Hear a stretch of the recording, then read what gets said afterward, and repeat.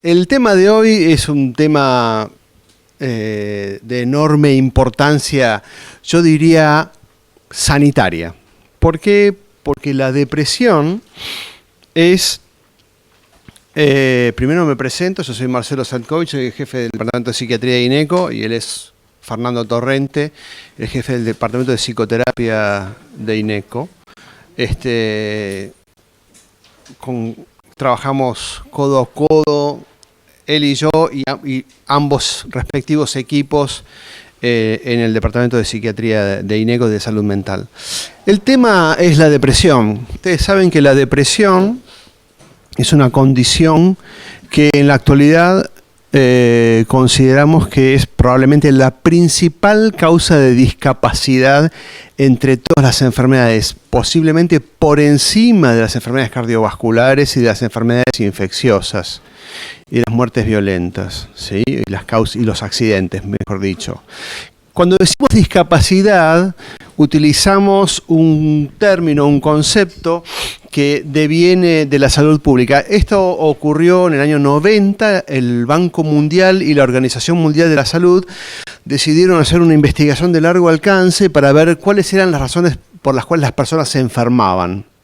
Y tuvieron el buen criterio de, en vez de buscar las causas de mortalidad, sí, que hubiera sido lo lógico, también se hizo eso, se incorporaron las causas de discapacidad. ¿Y qué son las causas de discapacidad? Es todo aquello que nos mantiene alejados de nuestras obligaciones, sean estas cuales fueran: trabajar, la familia, el estudio, lo que sea, ¿sí? Eso se llaman DALYs, ¿no? Es un término estadístico que son DALYs, días fuera de las obligaciones. Cuando se hizo el primer estudio, este estudio se llama Las cargas globales de la enfermedad, ¿sí? Así se llamó el estudio, se publicó en 1990, los investigadores eran Murray y López. La depresión estaba entre las 20 primeras causas. En el año 2000 ya estaba entre las 10 primeras causas y en la actualidad está entre las 4 primeras causas, siendo probablemente la principal causa de discapacidad.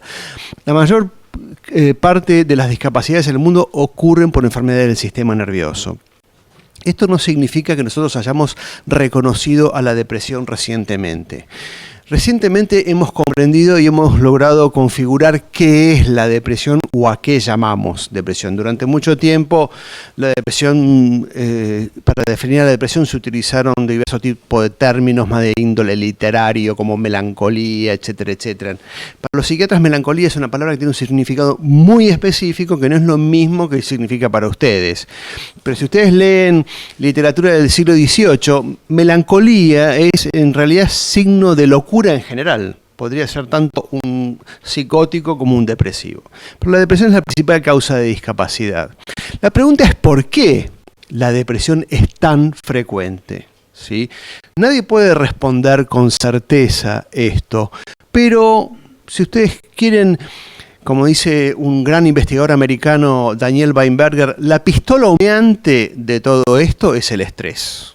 ¿Sí? Muy probablemente, casi seguro que esto tiene que ver con el estrés. ¿Por qué? Y porque la especie humana se ha desarrollado y ha ido construyendo un entorno cada vez más y más antinatural y estresante. ¿Sí? Nosotros, para venir hoy aquí, tuvimos que atravesar una ciudad atestada de cortes y conflictos, ¿sí? Y eso no es para lo que está diseñado el ser humano. Cuando nosotros tenemos que entender estas cosas, tenemos que pensar en que el ser humano fue diseñado hace, ¿cuánto? ¿2 millones de años, Fernando, más o menos? Aproximadamente, y que empezamos a hablar hace unos 65.000 años de ese ser humano. Hace unos 65.000 años uno iba caminando y como mucho lo que se encontraba era un tigre, ¿sí? Pero no un piquete, ¿sí? Que te impedía ir a tu casa y mucho menos te llegaba la cuenta de luz o de gas, y todas las cosas que vive la sociedad moderna, y ni qué hablar de amenazas más globales como el terrorismo, etcétera, etcétera, ¿sí? Todo indica que la depresión tiene que ver con el estrés. Desde el punto de vista médico, lo más importante es esto. Hemos aprendido mucho sobre las bases neurobiológicas, sobre qué es la depresión. Sería muy complejo explicarlos. Cuando yo empecé a estudiar psiquiatría, hace mucho tiempo atrás, el modelo que utilizábamos era un modelo cuantitativo. Pensábamos que la depresión se debía a falta de neurotransmisores. Incluso había algunos que medían esos neurotransmisores. Hoy en día sabemos que eso es totalmente alejado de la realidad y que si bien esos neurotransmisores son partícipes necesarios de la novela de la depresión, no son la causa suficiente, no son la causa. Son un protagonista. Esto lo sabemos porque la mayoría de los medicamentos que utilizamos para tratar la depresión actúan sobre esos neurotransmisores, ¿sí? Hoy en día sabemos que muchas cosas más, que la depresión involucra todo el dispositivo del estrés, que involucra el sistema inmune y que la depresión, además de ser una causa de discapacidad per se, es un factor de riesgo para desarrollar otras enfermedades. A nosotros, que tenemos un vínculo estrecho con la Fundación Favaloro, nos interesa particularmente la depresión como factor de riesgo cardiovascular, ¿sí? Estudios muy interesantes que se llevaron a cabo en los últimos 20 años, como el estudio, o más viejos, como el estudio normativo del envejecimiento o el Heart and Soul Study en California, demostraron algo que en términos médicos se expresa así: la depresión es un factor de riesgo independiente para el desarrollo de enfermedad cardiovascular. ¿Qué significa que es un factor de riesgo independiente? ¿Qué es la depresión? Además de que las personas que tienen depresión fuman y no hacen dieta y no hacen ejercicio. Sacando eso, la depresión aumenta el riesgo cardiovascular y aumenta el riesgo para un montón de condiciones médicas. Si vos tenés cualquier enfermedad y además estás deprimido, estás en el horno, ¿sí? Tu enfermedad va a tener una evolución peor que la que tendrías si no estuvieras deprimido. Por eso es tan importante que en el tratamiento de cualquier condición médica, la que quieran, si la persona tiene depresión, esa depresión sea tratada. Por ejemplo, volviendo al tema cardiovascular, hace unos años atrás, por estos datos que yo les digo de la depresión y la enfermedad cardiovascular, un comité conjunto que reunía a la Sociedad Americana de Cardiología, a la Sociedad Americana de Diabetología, a la Sociedad Americana de Cirugía Cardiovascular, eran como 10 sociedades, y el paper publicado en la prestigiosa revista Circulation decía más o menos lo siguiente: iba dirigido a los cardiólogos y les decía: señores cardiólogos, sus pacientes coronarios tienen una alta chance de deprimirse. Y esa depresión va a afectar su evolución. Lo que ustedes hagan, el tratamiento que les indiquen, lo va a afectar. Por lo tanto, es obligación suya, de los cardiólogos, ocuparse de detectar y hacer tratar esta depresión. Entonces, a partir de ahí hubo toda una revolución de estrategias de cómo detectar la depresión. Es un estudio muy interesante que se hizo lo siguiente. ¿Cómo se detecta la depresión? Imagínense ustedes una unidad coronaria. Una unidad coronaria es un lugar donde el ritmo es febril y donde nadie habla con nadie, mucho menos con los pacientes. Están mirando el electrocardiograma, los parámetros, el laboratorio. Le están salvando la vida a la gente, no es que son inhumanos. Esa idea que los médicos somos todos inhumanos es una idea bastante distorsionada. En ese contexto es muy difícil que alguien se detenga a poder preguntarle a una persona cómo te sentís, ¿sí? Entonces, unos investigadores, estos del Heart and Soul Study, pusieron a prueba 2 test y uno que se llama PHQ-2, que son 2 preguntas, ¿sí? ¿Te has sentido abatido y preocupado en las últimas 2 semanas? Sí. ¿Esto ha sido de motivo de preocupación para vos? 2 preguntas. Las personas que contestan positivas estas 2 preguntas tienen un 86% de posibilidades de tener depresión clínica. O sea que es una herramienta de despistaje, se dice de screening, en inglés de despistaje, decimos en español, muy potente. Son nada más que 2 preguntas. Entonces, a partir de ahí se instruyó a las enfermeras, que son las que están más tiempo con los pacientes, para que le pregunten.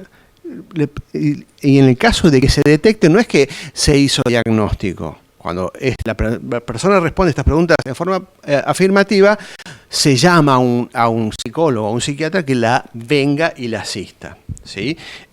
Bruce Rollman, un amigo de INECO, hizo un estudio, un protocolo de tratamiento muy interesante en Cleveland que se llama Bypassing the Blues, ¿sí? Bypassing por lo del bypass, que es en las personas que tenían depresión después del bypass, como no tienen tantos recursos en salud mental y las personas viven a veces lejos, desarrollaron un sistema de intervenciones terapéuticas a distancia. En un primer momento telefónicas y en un segundo momento a través de las redes sociales, a través de Skype y los celulares, y proveen apoyo a los pacientes. Y los primeros datos les demostraron que sí, que algo mejoraba el estado de ánimo de los pacientes por el solo hecho de ocuparse del tema de estar deprimidos. Esto es ustedes los síntomas de la depresión no hace falta que se los diga. Desgano, apatía, tristeza, abulia, angustia, pensamientos recurrentes sobre la muerte cuando no hay ideas de suicidios, dificultades para pensar y concentrarse, que frecuentemente son las primeras síntomas. Con mucha frecuencia las personas que tienen depresión lo primero que experimenta son dificultades en el trabajo o en el estudio, ¿sí? El tipo dice, la planilla de Excel que yo resolvía fácilmente hasta hace 15 días me cuesta. Me siento frente a la computadora y no logro resolverlo, ¿sí? O los jóvenes, ustedes saben que la depresión puede comenzar en la juventud. Los jóvenes comienzan a manifestar dificultades a nivel académico. No pueden concentrarse para rendir los exámenes, ¿sí? Esto produce un gran retraso. O sin ir más lejos, una ama de casa que dice, no solamente no tengo ganas de hacer la torta que le hacía siempre a mi hija, a mi hijo o a mis nietos, tampoco me acuerdo muy bien cómo se hacía, ¿sí? Y cuando tengo que fijarme en la receta, porque antes la hacía de memoria y hoy en día no me acuerdo. Este tipo de fallas cognitivas suelen ser el primer síntoma de la depresión y son síntomas esenciales de la depresión, no secundarios. En INECO, María Roca y Teresa Torralba han estudiado mucho este fenómeno y conocemos muy bien el perfil neurocognitivo de un cuadro depresivo. Lo que es importante es que la depresión hoy en día tiene tratamiento, ¿sí? Yo no me voy a extender mucho más que esto. Y el tratamiento tiene básicamente dos vertientes. La primera es la vertiente farmacológica, ¿sí? En los últimos tiempos hemos visto que hay toda una profusión de artículos periodísticos sobre que la Argentina es un país sobremedicado y que el exceso, el abuso de psicofármacos, etcétera, etcétera, etcétera. Es probable que en algunos casos esto sea así y es cierto que en la Argentina algunos psicofármacos tienen una cifra de ventas récord, como por ejemplo algunos ansiolíticos. Eso no quiere decir que los psiquiatras estemos medicando los avatares de la vida. Son dos cosas bien diferentes, ¿sí? Hay un abuso, se reconoce que hay un uso inadecuado, pero no son los psiquiatras los que están corriendo a la gente por la calle para tirarles con pastillas por la cabeza. Eso no es así. Los psicofármacos son medicamentos que han cambiado la historia de la salud mental porque son los que permitieron que realmente las personas salieran de los hospitales psiquiátricos. No tanto las personas con depresión, que también se internaban durante mucho tiempo, sino las personas con cuadros psicóticos. Los psicofármacos son una verdadera revolución y los antidepresivos en particular son una verdadera revolución, porque no solamente permiten mejorar en forma muy significativa una enfermedad que produce un sufrimiento enorme para las personas que la padecen y para todos sus familiares, sino que también estudiando cómo funcionan los antidepresivos hemos aprendido muchísimo sobre el funcionamiento del cerebro y sobre la depresión misma. La otra gran herramienta de la psiquiatría moderna, yo siempre digo que es uno de los grandes avances de la psiquiatría moderna, no es un avance médico, es un avance psicológico, es la psicoterapia, que viene de las manos de las escuelas modernas de psicoterapia. Entonces aquí es donde le tiro la pelota a Fernando y los dejo en compañía de él para que él explique en qué consisten estos aspectos del tratamiento del trastorno bipolar. Fer.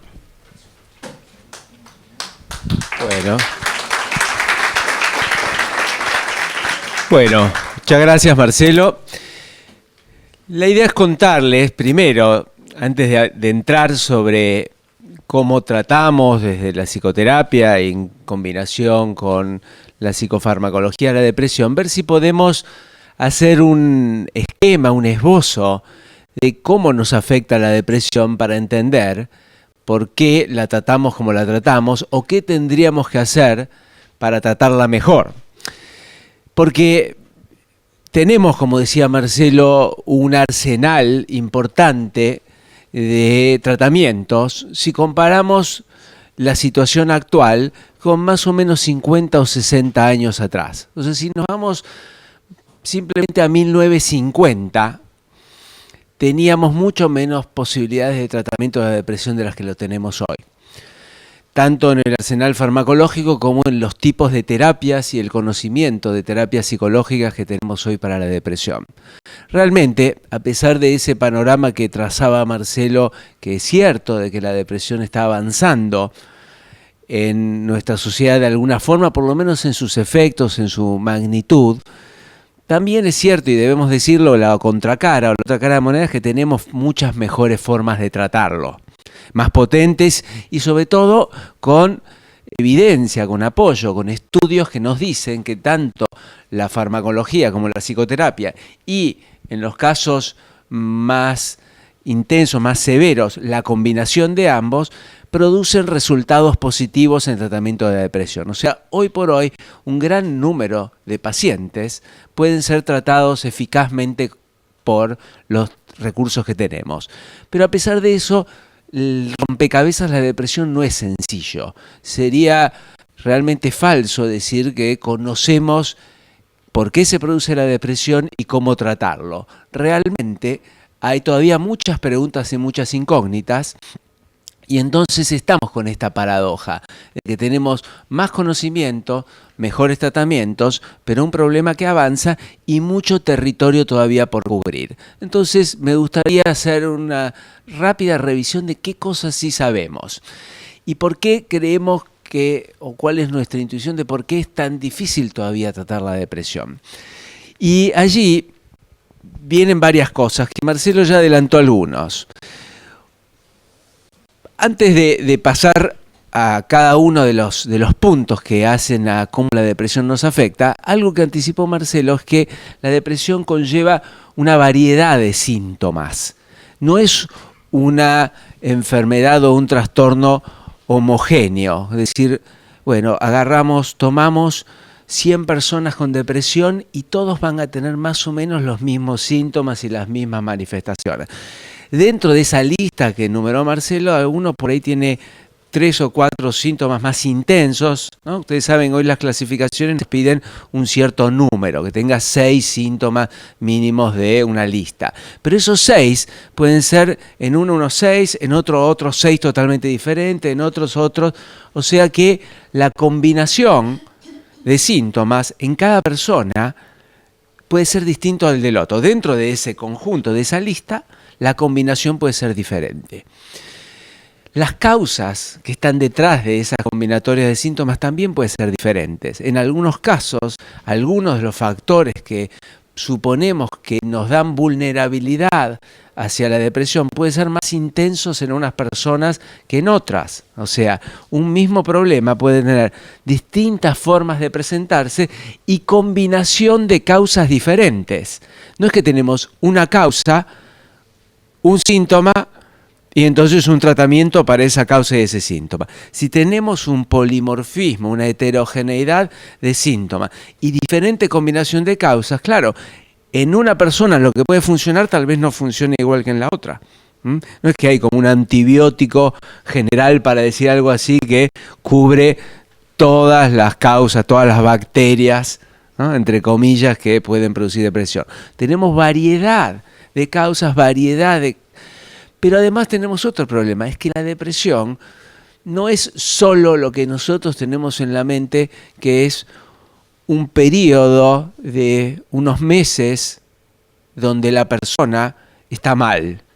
La depresión tiene un prólogo, que es cosas que van pasando antes, sutilmente, sin que las veamos, que se van acumulando en el tiempo, y después hay un y luego tiene varios episodios, es como las series, ¿no? Va habiendo temporadas. Entonces en algún momento alguien puede tener una depresión hoy, pero esa persona ya tiene más riesgo de volver a tener una depresión que alguien que no la tuvo. ¿Por qué? Porque la depresión nos vuelve más vulnerables a futuros episodios. Pero la depresión puede además en algunos casos terminar satisfactoriamente, o sea, con tratamiento o sin tratamiento el episodio puede pasar, pero a veces no pasa del todo, quedan secuelas, quedan residuos. Y en otros casos lo que hay es que quedan secuelas bastante importantes y formas crónicas, o sea que tenemos una película que se desarrolla en el tiempo, no solo un episodio aislado. Y si no entendemos todo lo que pasa antes y después del episodio, ¿qué es lo que vamos a tener? Personas que se vuelven a deprimir, que es un gran problema. ¿Cómo hacer para prevenir futuros episodios? Entonces, cuando nos planteamos la complejidad de entender y tratar la depresión, tenemos que tener en cuenta todo esto. La heterogeneidad de depresiones, las diferentes causas que se pueden combinar y la idea de que la depresión no es un punto del tiempo, sino un proceso que comienza en algún momento y puede terminar más tarde o más temprano. Y ahí entonces empezamos a decir, bueno, por eso no es tan fácil ni de entender ni nada. Entonces, cualquiera de las versiones simples que tenemos de por qué se produce la depresión, probablemente explican una partecita del fenómeno y no todas las otras. Y como decía Marcelo, las teorías que buscan un neurotransmisor o las teorías psicológicas de pensar que es una reacción psicológica frente a una pérdida que no podemos elaborar o que nos cuesta reponernos, y que entonces lo que sentimos, la depresión, es la reacción frente a esa pérdida, son todas partecitas de un rompecabezas mucho más grande que no explican. La depresión es mucho más que eso. No es una reacción frente a pérdidas, aunque sean pérdidas irreversibles o pérdidas de significación para la persona, no es solo eso. Es cierto que muchas depresiones se inician con disparadores de este tipo, con pérdidas importantes o situaciones de fracaso, de frustración importante. Pero eso es el gatillo, eso es el fósforo que enciende un polvorín mucho más complejo. Entonces, revisar cuáles son algunas de las formas que nos afecta, por ahí nos permite entender un poquito por qué nos afecta tanto y por qué es tan complejo. Marcelo ya mencionó una de esas áreas afectadas por la depresión. O sea, lo primero que decimos es la depresión afecta el modo de funcionar de nuestra mente a un nivel muy global, muy de base, que son nuestras funciones cognitivas. Esto lo llamamos a veces cognición fría. ¿Por qué es cognición fría? Es la capacidad de nuestra mente de funcionar de manera ejecutiva, de resolver problemas, de planificar, de anticipar, de organizarnos. Nuestra capacidad de resolución y ejecución se ve comprometida y disminuida cuando estamos deprimidos. Nuestra atención baja. Nos cuesta concentrarnos, nos distraemos fácilmente, nuestra mente se ocupa muchas veces con las rumiaciones y los temas de la depresión y nos impide enfocarnos en lo que tenemos que hacer, en nuestra vida, en nuestras tareas, en lo que está pasando en el momento. Vivimos para adentro y nos cuesta resolver lo que tenemos que hacer. La memoria se ve afectada, no nos acordamos de cosas, aprendemos más lento, ¿sí? Resolvemos y respondemos más lento, que eso es la velocidad psicomotriz, nuestra capacidad de reacción, de respuesta frente a algo. O sea, se enlentece nuestro sistema cognitivo, se vuelve menos eficiente y por lo tanto, si la depresión nace a veces de eventos de la vida que nos complican, situaciones difíciles que pueden ser, si nuestra capacidad de respuesta se ve disminuida, entramos en un ciclo donde nos pasan cosas que nos afectan, pero no podemos responder a ellas porque estamos impedidos, disminuidos. Por otro lado, también la depresión afecta cómo procesamos nuestras emociones. Ahí es donde realmente vemos la parte de la depresión que tenemos todos más representada, más clara cuando nos hacemos la foto de alguien deprimido. Afecta el modo en que sentimos.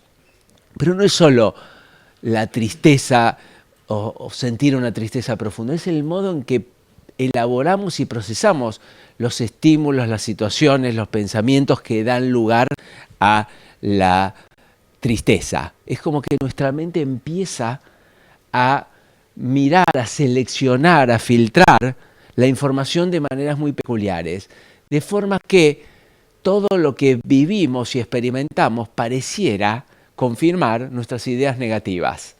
Empezamos a pensar de un modo más negativo, y ese modo negativo, ¿qué es lo que hace? Aumenta los estados de tristeza, o de enojos, o de miedo, en general de las emociones negativas. Si bien la tristeza es la emoción predominante en la depresión, no es la única emoción negativa. Las depresiones generalmente incluyen irritabilidad, o sea, enojo, y incluyen miedo o ansiedad. Entonces nuestra mente empieza a filtrar y a mirar la realidad de un modo diferente, tomando las partes, las noticias que confirman nuestras ideas negativas del mundo. Y eso lo vemos con experimentos. Por ejemplo, si uno le presenta a una persona que está deprimida rostros, caras, fotos de personas expresando diferentes tipos de emociones, emociones como tristeza o alegría o caras neutras, y después de pasarle muchas fotos con distintas personas expresando esas distintas emociones, le volvemos a pasar una lista de fotos mezclando las fotos que le habíamos pasado con fotos anteriores, con fotos nuevas que no vieron, y le pedimos a la persona que trate de reconocer cuáles caras ya vio, o sea, son de la lista vieja, y cuáles caras son de la lista nueva. Bueno, ¿qué es lo que pasa? Las personas con depresión recuerdan más caras tristes, son más eficientes para recordar caras tristes que caras alegres de la lista original. O sea, de la primera lista, ¿qué les quedó guardado? Las caras que estaban tristes, no las caras que estaban alegres. Y cuando no estamos deprimidos, ¿saben lo que pasa? Exactamente lo opuesto. Nos acordamos más las caras alegres que las tristes. Entonces, evidentemente, ¿qué es lo que estas personas estuvieron guardando en su cerebro de la lista que pasaba? Las personas que sentían tristeza. Entonces, imagínense esto en el día a día. Esto es un laboratorio, pero imagínense en el día a día. Si yo, de todo lo que pasa al día durante mi jornada, a la noche recuerdo, ¿qué cosas me pasaron? Me pasaron cosas buenas, malas, me encontré con gente que estaba bien, que estaba mal, leí noticias buenas, leí noticias malas. ¿Qué es lo que va a recordar a la noche la persona deprimida de todo lo que pasó? Todos los eventos negativos. Y esto también podemos ver en estudios que nos muestran cómo esto en el cerebro se activa diferente en las personas con depresión, ciertas áreas que guardan la información frente a esos estímulos. O sea, los estímulos que tienen valencia negativa son procesados en el cerebro de modo distinto cuando estamos deprimidos que cuando no estamos deprimidos, y se guardan con más intensidad. Entonces, la depresión afecta el modo que procesamos en general, pero además afecta el modo en el que procesamos específicamente las emociones, las cosas buenas y malas de la vida, porque las emociones nos marcan eso. Las emociones nos sirven para mostrarnos lo bueno y lo malo, ¿sí? Entonces, la depresión lo que hace es que las emociones negativas se fijen más fuertemente. Por otro lado, lo decía Marcelo, la anedonia, la dificultad para experimentar placer. Si vemos algunos estudios, vemos que la respuesta del cerebro de una persona con depresión frente a estímulos de valencia positiva, estímulos buenos, es una reacción menos intensa. O sea, el cerebro de la persona con depresión reacciona de un modo menos intenso a los estímulos positivos que cuando no estamos deprimidos. ¿Qué quiere decir? Lo bueno que me pasa tiene un impacto menos fuerte, lo siento menos. Mi cerebro lo registra con menos intensidad, lo siente con menos intensidad que cuando no estamos deprimidos. O sea, es como si las cosas perdieran el gusto, el color, ¿no? Lo que hace que nos gusten, lo que nos hace sentir bien de las cosas. Se pierde porque nuestro cerebro reacciona de modo distinto. Fíjense, la reacción de los frente a estímulos positivos es menos intensa comparado con los controles. Fíjense, estos puntos rojos son los estímulos positivos, cómo reaccionan las personas deprimidas menos que en las personas que no están deprimidas. O sea, el modo de reacción frente a lo bueno. O sea, no solo atienden y guardan más lo malo, sino que la reacción frente a lo bueno es menos intenso. Es como empezar a vivir en un mundo donde las cosas pierden lo bueno. Y esto hace que empiece a cambiar su conducta. Las personas cuando están deprimidas, como sienten diferente, como lo que empieza a pasarles malo, como lo bueno ya no lo sienten, ¿qué empiezan a hacer? A retraerse, a aislarse. Si yo hago algo y no lo disfruto, si yo hago algo y lo que me queda en mi memoria es que fue una porquería, ¿qué ganas voy a tener mañana de ir a hacer cosas? ¿Por qué voy a ir de nuevo mañana? ¿Por qué voy a tener ganas de levantarme para ir al trabajo mañana si el día de ayer fue una porquería? Y lo que yo me haya sido o no una porquería, pues esa es la sutileza. Tal vez no lo fue, pero si mi cabeza no pudo aprovechar lo bueno y se guardó lo malo, lo que queda en mi mente es que fue una porquería. Entonces, ¿por qué voy a tener ganas de mañana levantarme? Y si no tengo ganas de levantarme, ¿qué hago? No voy. Y si no voy, ¿qué hago? Duermo. Y si dejo de salir y me quedo cada vez más tiempo en mi casa, en mi cama, durmiendo o haciendo tareas de baja calidad, repetitivas, mirando tele, mirando el techo, ¿qué va a pasar conmigo? ¿Por qué?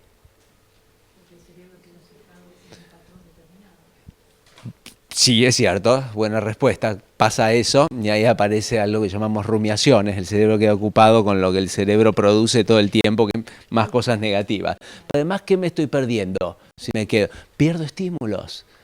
Si yo ya venía como afectado porque hay un montón de cosas que no las aprovecho, pero si encima, si bajo la cortina, cualquier chance que tenga de que algo bueno pase, de que algo me saque o de que algo empiece a sentir, ya con eso le cerré la persiana. O sea, encerrarse, guardarse como respuesta, que es lo que se llama respuestas de escape en la depresión. ¿Y qué significa escape? Que la persona lo que quiere es no sentirse mal, no volver a sentirse mal. Y salir al mundo exterior es sentirse mal. Entonces me guardo. Esas reacciones de escape, ¿qué es lo que hacen? Terminan de cerrar el círculo. La persona cambia sus patrones de conducta, pero pierde aquello que lo podía llegar a sacar de esa depresión. Si algo me puede sacar de la depresión, no está en la cama, está afuera. Está bien, voy a necesitar la forma de volver a recuperar el mundo y de conectarme con el mundo diferente, porque si sigo conectado de la forma que vimos, de manera negativa, no voy a sentirme bien, definitivamente. Pero encerrado, seguro que no. Entonces se cierra el ciclo y la persona aislada se priva de aquello que la podría hacer salir. Se corta lo que se llama el circuito de recompensas, la capacidad de sentir o de refuerzos, de experimentar cosas buenas de la vida que son las que nos hacen sentir bien. Porque todos, cuando nos sentimos un poco mal, ¿qué es lo que hacemos? Tratamos de buscar hacer algo que nos haga sentir un poco mejor. Si me voy a dar una vuelta, me pongo a leer algo que me gusta, escucho música de la que me gusta, llamo a un amigo con el cual me llevo bien, hago algo para cambiar el humor. Si yo no puedo cambiar el humor porque encierro, el ciclo se completa totalmente. Entonces, a eso que era a la baja de las funciones cognitivas, el procesamiento de emociones alterado con el sesgo negativo, ¿sí?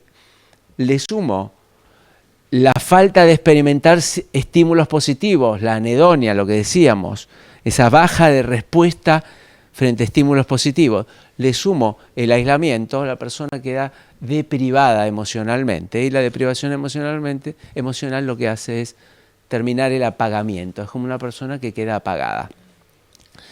Y por último, hay dos cosas más que Marcelo ya adelantó, los voy a pasar rápido. Uno es que la depresión aumenta nuestra reactividad frente al estrés. Por un lado, podemos pensar que el estrés favorece a la depresión, pero también la depresión favorece al estrés, porque cuando estamos deprimidos, decíamos, nuestra capacidad de resolver problemas baja, entonces los problemas se nos acumulan. La persona con depresión, aislada, con sus funciones cognitivas disminuidas, viendo todo negativo y sin experimentar placer y encerrado, se le empiezan a acumular los problemas alrededor. no puede con la realidad empieza a ser más fuerte. Los problemas se van haciendo más grandes. ¿Y qué pasa? Algo que describió hace muchos años un psicólogo que se llama Martin Seligman, que es la indefensión aprendida o desamparo aprendido. ¿Saben lo que es esto? Él lo estudió con animales, con distintos tipos de animales. Y es que cuando un animal nosotros lo ponemos en una situación de tanto estrés, le ponemos tantas cosas que el animal ya no puede responder, que no encuentra forma de responder, termina sintiendo algo que se llama desamparo o indefensión aprendida. Siente que ya no puede con las cosas y se aísla, se encierra, deja de comer, deja de tomar líquido, ¿sí? Hace algo muy parecido a la depresión en los humanos, que es decir, no puedo con todo esto, me quedo, ¿no? Porque no puedo. Esa respuesta es como la respuesta ya de abandono, es decir, no puedo más con la realidad, no puedo más conmigo mismo. Y eso, esa indefensión aprendida, nos lleva a entender que todo aumenta, va aumentando en términos de nuestra capacidad de responder frente al estrés, experiencias tempranas, riesgo genético, las ideas negativas sobre el mundo, la reactividad al estrés de tipo biológica, lo que vimos sesgo de procesamiento, todo esto nos predispone a la depresión y nos hace cada vez más vulnerables a la carga de estrés en el ambiente. Cuantos más cosas tenemos encima, más nos caemos. Y esto es esa conclusión, que la depresión, por lo tanto, nos vuelve más vulnerables. Entonces, si nosotros vamos viendo cuáles son los distintos mecanismos que sabemos sobre la depresión, vimos entonces los déficits cognitivos, los sesgos en la emoción, en cómo procesamos las emociones, los estímulos emocionales, la incapacidad de sentir placer, el aumento de reactividad del estrés y una mayor vulnerabilidad general. Ahí podemos pensar que, bueno, vamos entendiendo cómo todo esto se relaciona con distintos sistemas de nuestro cerebro. Todas estas siglas son áreas de nuestro cerebro o sistemas de nuestro cerebro que están relacionados con cada una de estas cosas. ¿Para qué es esto? Solo para ilustrarles que no hay un área del cerebro de la depresión, que no hay un neurotransmisor, que no hay un mecanismo. Hay muchos sistemas muy importantes en el gobierno de nuestra conducta, en cómo nosotros somos las personas que están afectados en la depresión. Nos afecta en múltiples puntos, por eso no es tan fácil de entender y tratar. No es una sola causa, son múltiples sistemas del cerebro que producen distintos problemas que llevan a los distintos síntomas de depresión. ¿Y por qué esto es importante? Para entender cómo hay que tratarla. Hoy por hoy tenemos que tratarla con múltiples recursos. No alcanza con hacer a veces solo terapia o un tipo de terapia o solo fármacos y probar un fármaco. A veces hay que probar varios fármacos hasta que sea con el adecuado. A veces hay que probar el tipo de terapia adecuado para cada paciente. A veces hay que combinar fármaco y terapia. Y ahora cada vez más se está pensando que haya otras estrategias que hay que incluir en los pacientes con depresión, como estimulación cognitiva, ¿sí? Para que las funciones vuelvan a funcionar mejor. Ahí tenemos entonces distintas estrategias. Para romper el aislamiento, el tipo de terapia que mejor funciona es la llamada activación conductual. Es una terapia bastante sencilla en sus principios, pero muy difícil de llevar adelante, que es ayudar a la persona a reconectarse con el mundo externo cuando está aislado. Tiene que ser muy progresiva, muy cuidada, muy bien guiada por un profesional que sepa hacerlo, porque si no, empujar a la persona con depresión a que haga cosas es empujarlo contra lo que más teme y lo que más le duele. Entonces nos vamos a chocar con la persona si lo obligamos, si le decimos poné voluntad, hace esto, el otro. Son las peores palabras que le podemos decir a una persona. Pero es cierto que esas personas necesitan reconectarse con el ambiente. Por eso hay que hacerlo de una forma muy cuidadosa y muy bien guiada en manos de un profesional para que pueda volver a conectarse con el ambiente. Las técnicas más cognitivas, las terapias llamados cognitivos conductuales, lo que intentan es corregir cómo la persona piensa, cambiar esas creencias que le hacen ver todo negativo, ver todo mal, que hacen que de lo que ocurre se guarden lo que está mal. Cambiar esa forma de mirar son las técnicas cognitivas y que también han mostrado muchos estudios de los años 60 para acá. Hay cientos de estudios, cientos literalmente, que muestran que este tipo de técnicas funcionan en mejorar la depresión, pero no solas y no para todos los pacientes. Hay estrategias que tienen que ver con reducir la vulnerabilidad al estrés, algo que ahora está muy de moda, que es el mindfulness, ¿sí? Que es un tipo de meditación. Se ha mostrado que combinada con terapia cognitiva puede ayudar a ¿qué? A que personas que han tenido episodios de depresión no se vuelvan a deprimir. ¿Por qué? Porque los ayuda a manejar, a regular la forma de exponerse frente al estrés y de reaccionar frente al estrés. Baja la reactividad del estrés y ayuda, ¿sí? Eso se llama terapia cognitiva basada en mindfulness. Y en las estrategias no farmacológicas, por último, les decía, lo que se está estudiando ahora, todavía no hay estudios que sean de gran escala, pero ya hay varios estudios pequeños que muestran que ayudar a las personas que están deprimidas a mejorar funciones como la atención, la memoria, su capacidad ejecutiva, o sea, estimular el cerebro con actividades que mejoren esas funciones podrían ayudar al proceso terapéutico, no como única medida, sino apoyando la psicoterapia y la farmacología. Y yo no lo voy a presentar porque esto ya iría, como decía Marcelo, en algo muy complejo y no es lo que yo sé, pero sí está claro que distintos estudios con distintos fármacos muestran que hay moléculas que alteran o mejoran algunos de estos procesos diferencialmente. Por eso es tan difícil, no es cuestión de un antidepresivo y cualquier antidepresivo. En eso la mano del psiquiatra, alguien que sepa tratar muy bien, es clave, porque no es tirar al voleo, como yo les decía antes, un antibiótico general, toma esto. No, un antidepresivo puede actuar sobre algunos de estos sistemas más que sobre los otros. Sus capacidades, sus moléculas, tienen distinta perfil en cómo inciden esto, pero hay fármacos que mejoran cada una de estas cosas, ¿sí? Hay estudios que muestran cómo distintos fármacos mejoran cada uno de estos mecanismos. Por lo tanto, hacer un buen tratamiento implica conocer muy bien al paciente, conocer muy bien todos estos mecanismos y conocer muy bien cuáles son las distintas técnicas que conviene y cuál conviene para cada paciente. No es para todos los pacientes lo mismo y adelante, porque así va a haber muchos pacientes que no respondan bien. Algunos van a responder a algo muy genérico, pero en general cuando queremos ir a más fino y encontrar mejor respuesta terapéutica, lo que hay que pensar es todo el rompecabezas y cuáles son las intervenciones más adecuadas.